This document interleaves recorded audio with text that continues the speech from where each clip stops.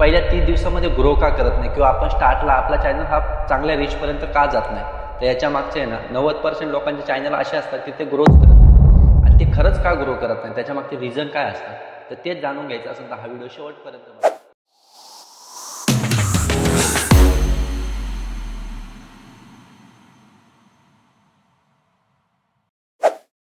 नमस्कार मित्रांनो, मी आहे सागर आणि तुम्ही बघत असलेला व्हिडिओ हा खरंच तुमच्यासाठी खूप इम्पॉर्टंट आहे. जर तुम्ही नवीन क्रिएटर असाल किंवा नवीन युट्यूबवरती आत्ताच जस्ट स्टार्ट केलाय आणि तुम्ही समजा स्टार्ट केलं असेल पण तुमच्या व्हिडिओला ग्रो येत नाहीये किंवा व्हिडिओज तुमचे व्हायरल होत नाहीये किंवा तुमचे व्हिडिओ लोकांपर्यंत रीच होत नाहीये, तर त्याच्यासाठी तुम्ही काय करू शकता, तर हा व्हिडिओ तुम्ही पूर्ण बघा.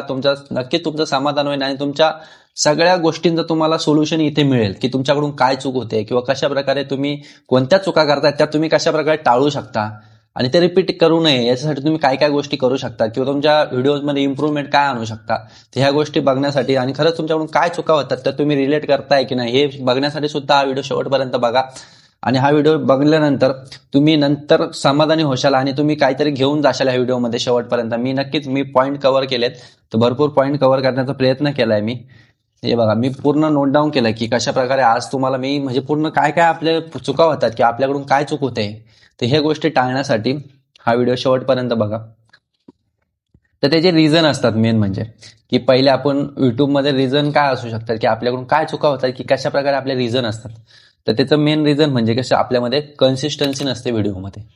तर आपण कन्सिस्टन्सीने रेग्युलरमध्ये व्हिडिओ टाकले ना तर आपला व्हिडिओ बरोबर रीच जाणार लोकांपर्यंत. आपण टाकत राहणार, तर व्हिडिओ बनवा, व्हिडिओचं शॉर्ट घ्या, शॉर्ट घेतल्यानंतर तो शॉर्ट अपलोड करा, शॉर्टला लवकर व्ह्यूज भेटतात. तर व्ह्यूजमुळे शॉर्टमध्ये असा कंटेंट टाका की ज्याने तुमचा तो व्हिडिओ बघायला लोक हे होतील, उत्साहित होतील की त्यांना सुद्धा वाटेल की याच्यामध्ये काहीतरी आहे, तर ते बघणार. आणि कन्सिस्टन्सी असे ठेवा की तुम्ही समजा एक तुमचा फिक्स टाइम सेट करा की ह्या रविवारी मी व्हिडिओ टाकतोय तर पुढच्या रविवारी मी व्हिडिओ टाकतोय. तर ह्या गोष्टी तुम्ही हे करा की तुम्ही मग लोक तुमची व्हिडिओची वाट बघू शकतात आणि कन्सिस्टन्सी असल्यामुळे तुमची एक कम्युनिटी तयार होऊ शकते.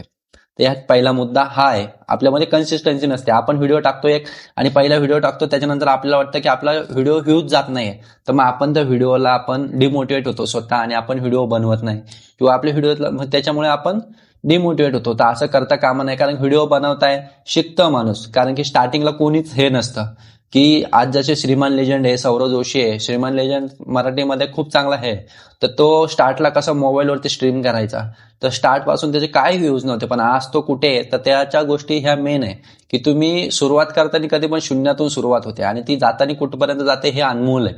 तुम्ही फक्त स्टार्ट करा, त्याच्यामुळे कधी हे करू नका. आणि दुसरं रिझन काय असतं की एखादा व्हिडिओ बनवत आहे, ते टॉपिक आहे, तर आजचा हा टॉपिक माझा टॉपिक आहे की जसं कसं आपल्या स्टार्टिंगला जे नवीन क्रिएटर असतात किंवा युट्यूबर्स असतात, तर ते स्टार्टला ते स्वतः डिमोटिवेट होतात किंवा त्यांच्या व्हिडिओ व्ह्यूज भेटत नाही. तर का व्ह्यूज भेटत नाही, तर कशामुळे काय प्रॉब्लेम येतात, तर याच्यासाठी मला काहीतरी प्लॅन करावा लागला की हा माझ्याकडे टॉपिक होता. तर याच्यासाठी मला काय करावं लागलं की त्यासाठी मला स्क्रिप्ट काढावी लागली. स्क्रिप्ट म्हणजे मला पॉईंट नोट डाऊन करावं लागले की प्लॅन केला ना मी काहीतरी की हा व्हिडिओ आहे, तर हा मला बनवायचा, आजचा हा टॉपिक आहे माझा, त्याच्यासाठी मला काहीतरी प्लॅन पाहिजे.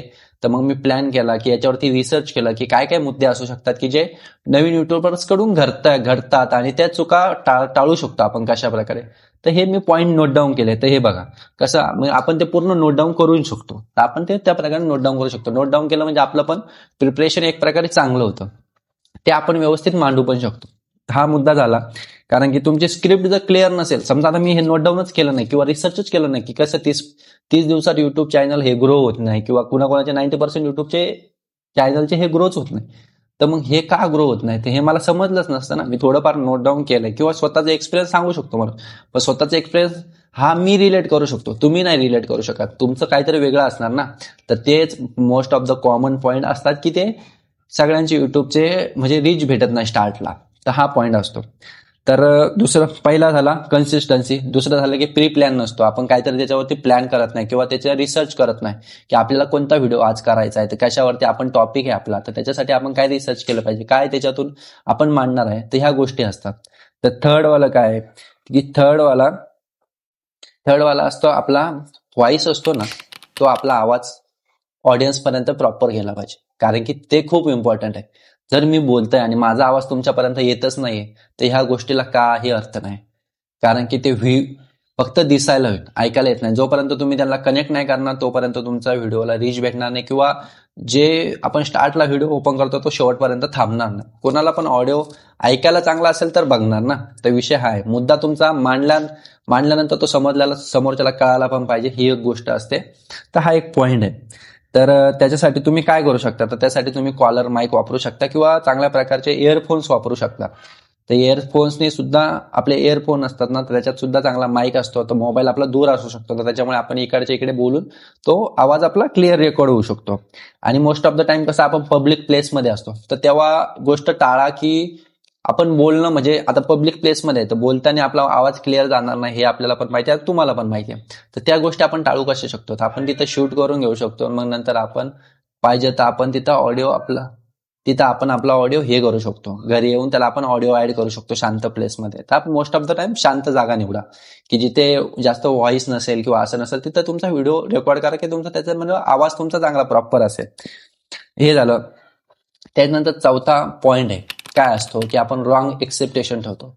की जसं आज मी व्हिडिओ सुरू केलाय किंवा युट्यूबवरती व्हिडिओ बनवणं सुरू केलंय आणि अपलोड करायला सुरू केलंय, तर माझी एक्सेप्टेशन कशी असणार, स्टार्टला न्यू आहे तर मी काय विचार करणार की माझं लगेच मॉनिटाईज होणार एका महिन्यामध्ये, मला एवढे एवढे व्ह्यूज येणार. जसे आपण मोठ्या मोठ्या कंटेंट क्रिएटरचं बघतो की जसे त्यांची व्हिडिओजला व्ह्यूज येतात, मोठ्या प्रकारे व्ह्यूज येतात, तर मग आपण त्यांचं बघून आपण सुद्धा कधी कधी ते हे करतो की आपल्याला वाटतं आपले पण व्ह्यूज यायला पाहिजे. बट असं नसतं. तुम्ही कन्सिस्टन्सी ठेवा, तुमचे व्हिडिओ प्रॉपर बनवा, प्री प्लॅन बनवा, त्याच्यानंतर तुमचा ऑडिओ क्लिअर ठेवा आणि तुमचं स्क्रिप्ट व्यवस्थित ठेवा, तुम्हाला काय मांडायचे मुद्दे ते प्रॉपर ठेवा. आणि त्याच्यानंतर तुम्ही व्हिडिओ टाकत जाणार ना, तर तुमच्या व्हिडिओला एक दिवस नक्कीच तुम्हाला हे होणार की प्रॉपर हे होणार. आणि कधी पण एक्सेप्टेशन असे ठेवू नका की मी आज व्हिडिओ सुरू केलाय किंवा आज व्हिडिओ बनवायला सुरू केलाय, मी अपलोड करतोय आता, तर एका महिन्यात मला रिटर्न भेटणार. कधी याच्यात जाऊ नका. फक्त याच्यात जा, चांगलं कंटेंट लोकांपर्यंत पोहोचवा आणि तुम्ही 100% देण्याचा प्रयत्न करा. नेहमी 100% देण्याचा प्रयत्न करा आणि चांगल्या प्रकारे हे करा. जोपर्यंत तुम्हाला ऑडियन्स रिलेट करणार तेव्हाच तुमच्या व्हिडिओजला व्ह्यूज येणार, आणि व्ह्यूज येणार तर तुमचा चॅनल आपोआप ग्रो होणार, मॉनिटाईज होणार, सगळं तुम्हाला होणार. कधी एक्सेप्टेशनच्या याच्यात जाऊ नका. फक्त काम करत राहा आणि स्वतःवरती काम करा. कधी पण इम्प्रूव्ह करा स्वतःचे पॉईंट, कधी पण चांगल्या प्रकारे इम्प्रूव्ह करा. कधी त्याला हे करू नका आणि डिमोटिवेट होऊ नका फर्स्ट ऑफ ऑल.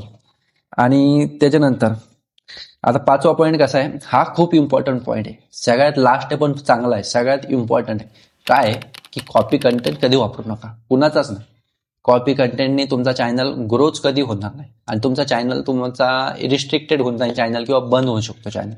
तर ही गोष्ट कधी पण टाळा, कारण कॉपी कंटेंट हा चांगला नसतो. आणि तुम्ही दुसरं गोष्ट म्हणजे टॉपिक हे करू शकता की जो टॉपिक रनिंगमध्ये चालू आहे तो कॉपी करू शकता टॉपिक, पण तो तुम्ही तुमच्या शब्दात मांडा. तुम्ही तुमच्या ऑडियन्सला रिलेट करून सांगा की असं असं जे होतंय आजचं, समजा आता करंटली टॉपिक आहे, इलेक्शनचे टॉपिक सुरू आहे सध्या करंटलीमध्ये, तर तुम्ही इलेक्शनचा टॉपिक घेऊ शकता आणि तुम्ही तुमच्या शब्दामध्ये मांडू शकता की आज असं झालं तसं झालं, की ह्या गोष्टी घडतात आहे, तर हे तुम्ही तुमच्या शब्दात मांडा, तेव्हा तुम्ही रिलेट करू शकता. आणि हे कॉपी कंटेंट टाळा. मोस्ट हे आहे की कॉपी कंटेंट वापरल्यामुळे चॅनल ग्रो होत नाही, हे ध्यानात धरा कधी पण व्यवस्थित. आणि त्याला म्हणजे कसं माहितीये की तुमचा अजून एक पॉइंट की जो मी सांगतो की जसं मला वाटतं की कसं माहितीये, आता मी महाराष्ट्रीयन आहे आणि मराठी आहे पहिली गोष्ट, तर मला माझी मदर टंग ही मराठी आहे, तर मला मराठीमध्ये एक्सप्लेनेशन करायला सोपं जातं. तर तुमची जी प्रिफर लँग्वेज आहे, मदर टंग आहे, फर्स्ट लँग्वेज आहे, ती तुम्ही वापरा. कारण की त्या लँग्वेजमुळे तुम्ही अधिक तुम्ही लोकांपर्यंत जाऊ शकता. प्रॉपरमध्ये तुम्ही लोकांना हे करू शकता की तुमचा पॉईंट व्यवस्थित जाऊ शकतो लोकांपर्यंत आणि चांगल्या प्रकारे मांडू शकता. कारण की आपली लँग्वेज ही आपल्याला सोपी असते आणि ती मांडायला आपण सोपी, आपल्या शब्दात मांडा. कधी पण कोणत्या पुस्तकी ज्ञानात किंवा काय, फक्त त्याच्यातून लर्निंग करा, पण तुम्ही मांडताना आपल्या ह्याच्यात मांडा. सगळ्या पॉईंट टू पॉईंट गोष्टी घ्या. तर ह्या गोष्टी तुम्हाला कसं तुम्ही तुमच्या शब्दात मांडणार ना, तर तुम्हाला पण कॉन्फिडन्स चांगला येणार. आणि तुम्ही असं कॉपी करायला जाणार की कुणीतरी हिंदीमध्ये ब्लॉग बनवतं तर मी पण हिंदीमध्ये बनवणार, तर तुमची हिंदी थोडी हे होणार, मग तुम्हाला ते पॉईंट शब्द मांडता येणार नाही किंवा असं अडथळा येऊ शकतो. तर आपल्या याच्यामध्ये मांडा, ते सगळ्यात सोपं असतं आणि चांगलं असतं. हा एक पॉईंट झाला. आणि त्याच्यानंतर म्हणजे अजून काय झालं, आता आपले किती पॉईंट झाले, तर आपली एक कन्सिस्टन्सी झालं, व्हिडिओमध्ये कन्सिस्टन्सी ठेवा.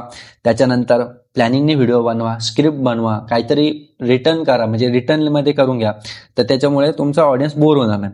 आणि आणि तुमच्या व्हिडिओमध्ये हुक लाईन ठेवा, की स्टार्टला एक हुक लाईन ठेवा, मध्ये कंटेंट द्या त्यांना आणि एंड सुद्धा व्हिडिओ चांगल्या प्रकारे करा. तर हा एक पॉईंट झाला.